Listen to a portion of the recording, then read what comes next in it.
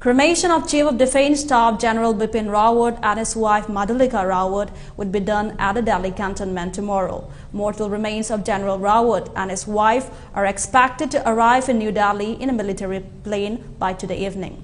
The bodies would be brought to his house tomorrow. People would be allowed to pay last respect from 11 a.m. to 2 p.m. tomorrow. It would be followed by a funeral procession, which will start from Kamrad's Marg to Brar Square Crematorium in Delhi cantonment. General Bipin Rawat and 12 others, including his wife, died in a helicopter crash at Coonoor in Tamil Nadu yesterday afternoon. 13 out of the total 14 people who were on board the ill-fated helicopter have died in the crash. The only survivor, Group Captain Barun Singh, who has sustained major injuries, is undergoing treatment at a military hospital in Wellington, Tamil Nadu. The Indian Air Force has informed that it has ordered an investigation into the accident.